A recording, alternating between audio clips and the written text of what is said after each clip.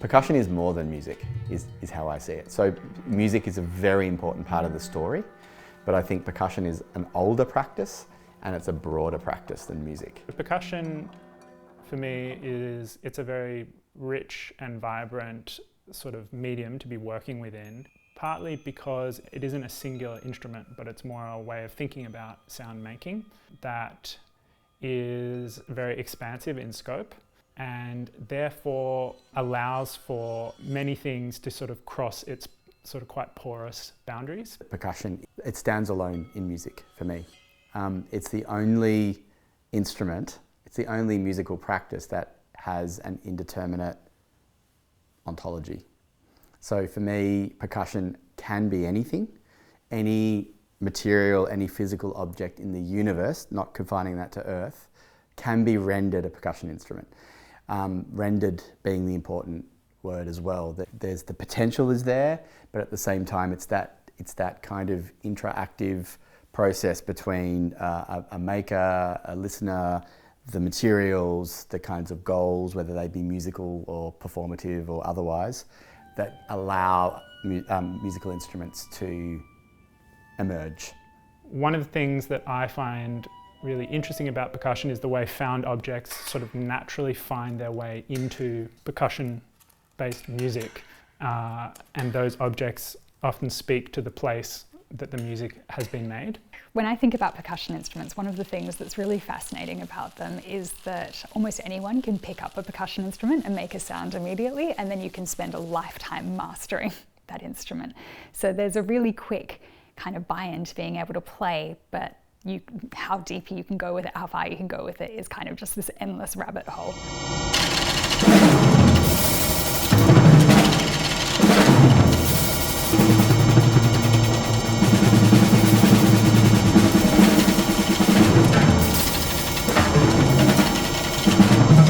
Because of this sort of limitless possibility of percussion, the simplest, most accessible ideas and objects and materials and activities can be rendered into percussion projects. And it means that, you know, somebody, whether they have a disability, whether they have like financial limitations, whether they have limitations around their expertise and so on, means that we can easily transcend these things through rearranging the possibilities. I think percussion just sort of happens to be the tools that we're working with, but I think it's a useful tool. It's like a Swiss Army knife, you know. It's very adaptive. It's very malleable. It's more of a concept than an instrument. So in terms of if you were going to choose something to make music with, and if you had an interest in some of these ideas, these more expansive conceptual ideas, it's a great medium to have found oneself within. It is a fabulous vehicle for interfacing with the world. We could really be in dialogue with just about anything as percussion makers.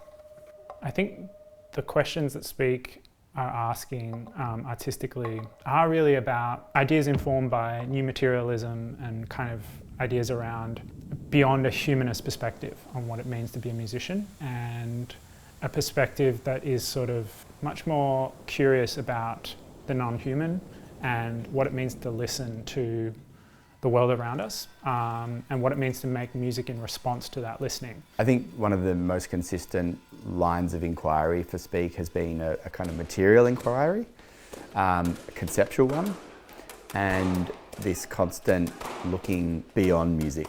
I think Speak's work is really influenced and driven by this idea of innovation and curiosity. There's so much about our work that's about, we often say it's about expanding the potential of percussion. So really looking at instruments that have historically been part of what a percussionist would be expected to play, but also looking at the idea of building or sourcing new instruments, really being curious about what kind of sounds and techniques are out there. But alongside that, I think what really excites me about Speak's work is there's always a really deep dedication to concept. I think that's been one of the sort of really great things about Speak over the years, is it's sort of kind of like, it's always pushing at the bounds of what's probably what it should be. And it did give quite an electric energy, pardon the pun, to the sort of the vibe of working here, and yeah, this sense that anything is possible and let's just kind of make it happen. There is a kind of fascination with innovation. There is the newness in general is seen as like progress, or it's seen as like making an important step forward. And newness expresses itself in lots of different ways, but I think there's definitely a really strong element of that in our work. And over time I've realized that newness is not necessarily innovative, and innovation is not necessarily good even. But I reckon as a general rule that's been a big motivator, to try and be at the forefront, or to kind of push the art form forwards.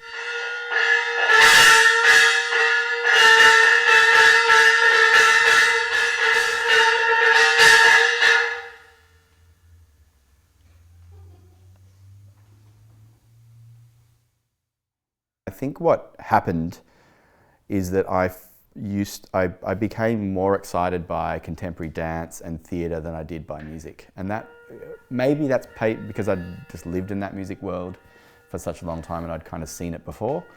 But I think that's probably not right. I think it's more that the contemporary dance scene in Melbourne, especially 10 years ago, was really strong.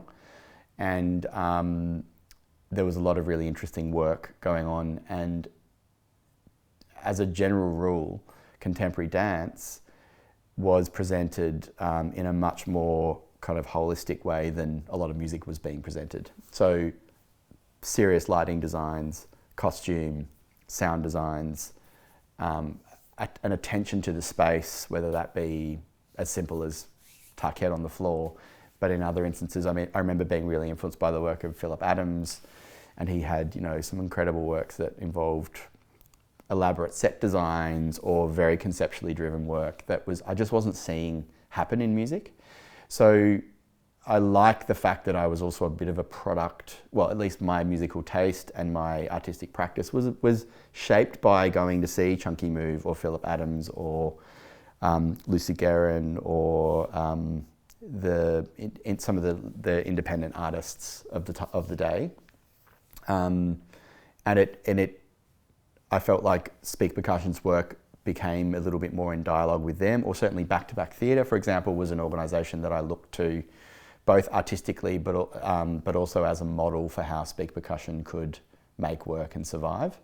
And I love the fact that it was a broader arts community that really did, I think you can kind of see how that filtered into the work. There's a real big emphasis on incorporating other elements, what you might think of as music in the expanded field. So lighting, staging, costumes, choreography. There's a lot of deep care and concern that goes into these elements. It's just such a pleasure to work in that kind of environment where you just really feel like anything could be possible. Speak has created an incredible body of work, but they've also forged a path that I know has been very influential globally in terms of thinking about what a contemporary classical, new music or percussion ensemble can be and can become when it follows its sort of curiosity. The future of percussion is leaning into its indeterminacy, its ability to shapeshift, its ability to kind of permeate any aspect of contemporary society and reinvent itself, whether that be in other forms of contemporary practice, dance and theatre and other places, whether it be in how it gets taught in schools, ways in which we can think about protest and public situations through music, the ways in which percussion can carry a political message or perhaps an environmental message, or do more than just heavy lifting in the music space, I think really allows it to find a kind of contemporary relevance.